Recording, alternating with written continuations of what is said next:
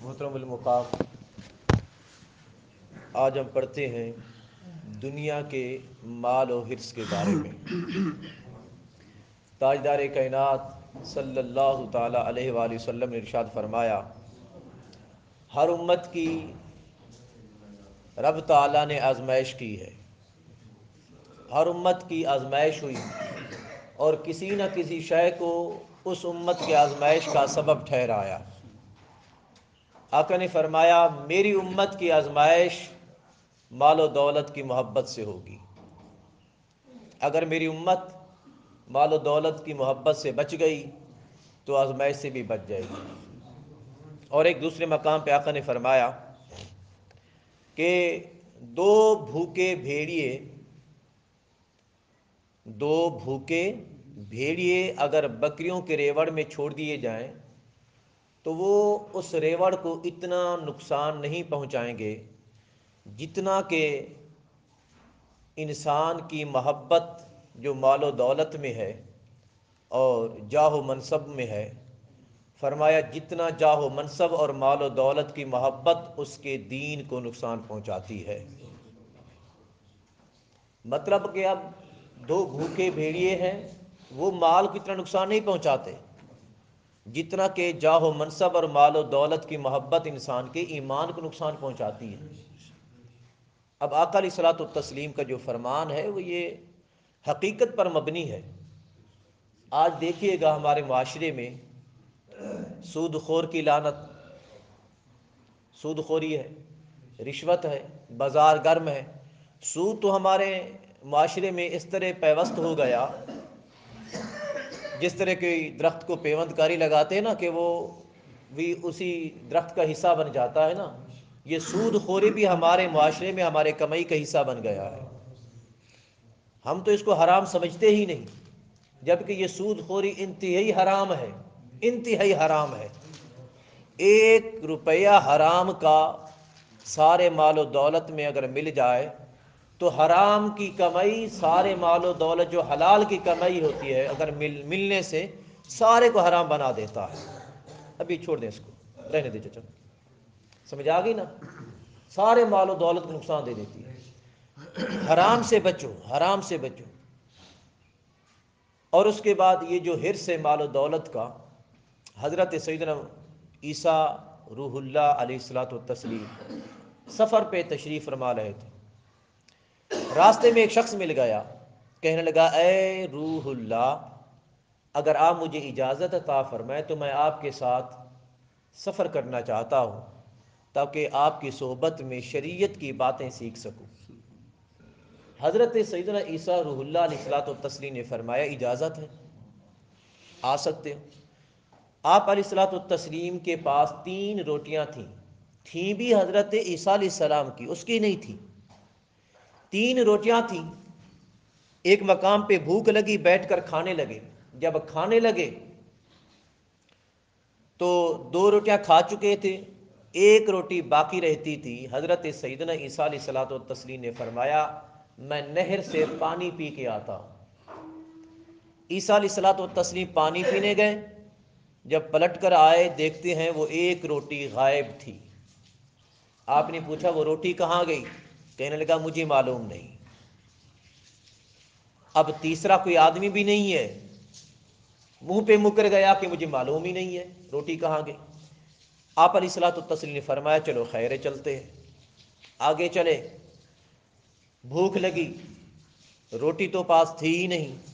آپ نے جنگل میں دیکھا کہ ایک ہرنی ہے، اپنے 2 چھوٹے بچوں کو لے کے جا رہی ہے۔ آپ نے ان 2 بچوں میں سے ایک بچے کو حکم دیا کہ میرے پاس آ جا اللہ کے حکم سے۔ وہ ہرنی کا بچہ چل کر اللہ کے نبی کے قدموں میں آ گیا۔ آپ نے اس کو پکڑا، اللہ کا نام لیا، ذبح کیا، بھونا بھون کے دونوں نے کھایا۔ کھانے کے بعد عیسیٰ علیہ الصلوۃ والتسلیم نے اس کی ہڈیوں کو جمع کر کے فرمایا، قم باذن اللہ، اللہ کے حکم سے کھڑا ہو جا۔ عیسیٰ علیہ الصلوۃ والتسلیم آپ جانتے ہیں مردوں کو زندہ کرتے تھے، رب نے ان کو معجزہ عطا فرمایا تھا۔ جب انہوں نے فرمایا اللہ کے حکم سے زندہ ہو جا، وہ ہرنی کا بچہ زندہ ہو گیا اور دوڑنے لگا۔ آپ نے فرمایا، میرے دوست، تجھے اس خدا کی قسم جس نے مردوں کو زندہ ہوتے ہوئے تجھے دکھایا ہے، تیرے سامنے بچہ زندہ ہوا نا، اب تو بتا کہ روٹی کہاں گئی ہے؟ وہ کہنے لگا مجھے معلوم نہیں۔ آپ نے فرمایا چلو کوئی بات نہیں، خیر چلتے ہیں۔ آگے چلے، سامنے دریا تھا، دریا کو کراس کرنا تھا، تو آپ نے اس کا ہاتھ پکڑا، ہاتھ پکڑ کر پانی کی سطح پہ چلنے لگے، دریا عبور کر لیا۔ آپ نے فرمایا جس نے تجھے پانی پہ اپنی حکمت سے چلایا ہے، پانی کی سطح پہ، اب بتا کہ تیسری روٹی کہاں گئی تھی؟ وہ کہنے لگا مجھے معلوم نہیں۔ آپ نے فرمایا چلو ٹھیک ہے۔ آگے چلے، ایک صحرا میں پہنچے، آپ نے 3 ڈھیریاں بنائیں مٹی کی، ریت کی۔ عیسیٰ علیہ الصلوۃ والتسلیم نے 3 ڈھیریاں بنائیں، 3 ڈھیریاں بنا کے فرمایا اے مٹی اللہ کے حکم سے سونا بن جا۔ جب وہ تینوں ڈھیریاں سونا بن گئیں، آپ نے فرمایا آ تقسیم کرتے ہیں، ایک تیری ہے، ایک میری ہے، تیسری اس کی ہے جس نے روٹی چرائی ہے۔ وہ کہنے لگا وہ تو میں تھا، وہ تو میں تھا۔ آپ نے فرمایا چل ٹھیک ہے، میرا حصہ بھی تیرا، تیرا حصہ بھی تیرا، اور تیسری ڈھیری بھی تیری، یہ سب کچھ تیرا، لیکن اتنا یاد رکھنا یہ دنیا کا مال ہے، یہ سب کچھ تیرا ہے، لیکن اب سے تیرے درمیان اور میرے درمیان جدائی ہے، اب تو میرے ساتھ نہیں چل سکتا۔ سمجھ آ گئی؟ اس نے کہا ٹھیک ہے، مجھے تو سب کچھ مل گیا، اب آپ کے ساتھ چلنے کی ضرورت بھی نہیں ہے۔ عیسیٰ علیہ الصلوۃ والتسلیم چل دیے۔ اب وہ آدمی 3 سونے کی ڈھیریاں اپنے سامنے لے کے خوشی خوشی بیٹھا ہے کہ اتنے میں 2 شخص آ گئے۔ اس نے بھانپ لیا کہ لگتے ڈاکو ہیں، کہ ایسا نہ ہو کہ سارا سونا لے جائیں۔ خود ان کو بلا کے کہتا کہ میرے دوستو ادھر آؤ، میرے پاس سونا ہے، ہم 3 آدمی 3 ڈھیریاں آپس میں تقسیم کر لیتے ہیں۔ انہوں نے کہا ٹھیک ہے بھائی۔ جب ایک ایک ڈھیری اپنے درمیان تقسیم کر لی تو آپس میں ایک دوسرے کو کہنے لگے کہ ایک شخص جائے بازار میں کھانا لے کر آئے تاکہ کھائیں، بھوکے ہیں۔ ایک آدمی کو تھوڑا سا سونا دیا، وہ گیا روٹی خریدنے کے لیے۔ اب جو روٹی خریدنے گیا تھا، یہ مال و دولت کی حرص دیکھیے، وہ جو روٹی خریدنے گیا تھا اس نے سوچا کہ اگر کھانے میں زہر ملا دوں یہ دونوں کھا کے مر جائیں گے اور میں سارے سونے کا مالک بن جاؤں گا۔ اس نے کھانے میں زہر ملا دیا۔ اب جو یہ 2 بیٹھے تھے پیچھے، یہ آپس میں مشورہ کرنے لگے اگر اس کو آتے ہی اس کو مار دیا جائے، اس تیسرے کے آتے ہی جو کھانا لینے گئے اس کو مار دیا جائے تو جو تیسری ڈھیری ہے وہ بھی ہم آپس میں تقسیم کر لیں گے۔ مشورہ ہو گیا، ٹھیک ہے بھائی۔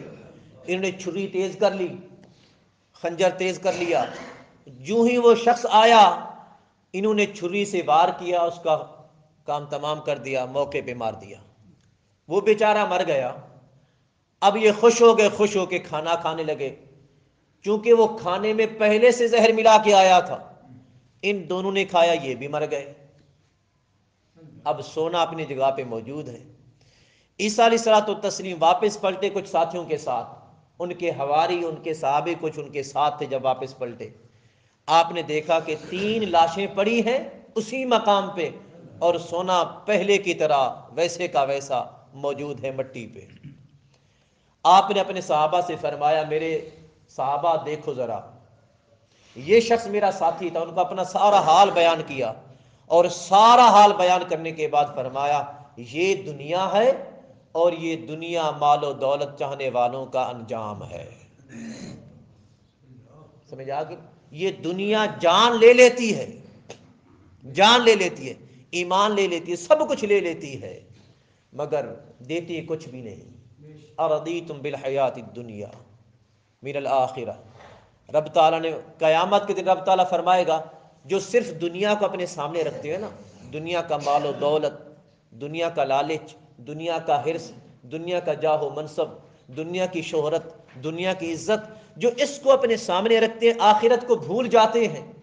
اب آپ کہیں گے کہ صرف مال و دولت کمانا یہ غلط نہیں ہے، لیکن مطلب کہ حرام کے طریقوں سے کمانا، یا وہ کمائی بھی حرام کے طریقے سے کمائی ہوئی ہے، اگرچہ حلال کے طریقے سے آپ نے کمایا لیکن اس میں اللہ کا جو مقرر کردہ حق ہے اس کو نہیں نکالا، زکوٰۃ نہیں نکالی مال حرام ہو گیا، عشر نہیں نکالا مال حرام ہو گیا، یا وہ جو نماز کا وقت تھا ہم نے نماز کو ترک کر کے چھوڑ کر کمایا، جبکہ ہم پڑھ سکتے تھے نماز، لیکن نماز کو چھوڑ کے کمایا، وہ بھی حرام کی کمائی ہو گئی۔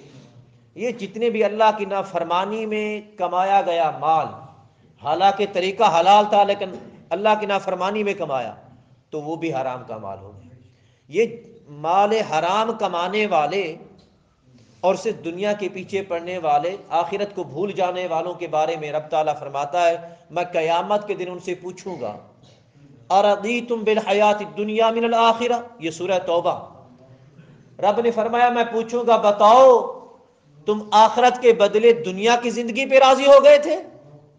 دنیا کو طلب کر لیا تھا، ارے آخرت کو بھول گئے تھے؟ ارے یہ دنیا تو فقط دنیا کے لیے ہے۔ دنیا کا اگر آپ لفظی معنی دیکھیں نا، لفظی معنی دنیا، اس کا لفظی معنی ہے ادھر کا کنارہ۔ کیا؟ ادھر والا کنارہ۔ ارے یہ تو ادھر والا کنارہ ہے، ادھر والا کنارہ خدا جانتا یا خدا کا مصطفیٰ جانتا؟ ذرا ادھر والے کنارے کے بارے میں بھی غور کیا کریں۔ سو دعا ہے کہ رب تعالی عمل کی توفیق عطا فرمائے، ہمیں دنیا کے حرص و لالچ سے بچا کے رکھے، رب تعالی اپنی اطاعت اور فرما برداری میں رکھے۔ وما علیہ الا البلاغ۔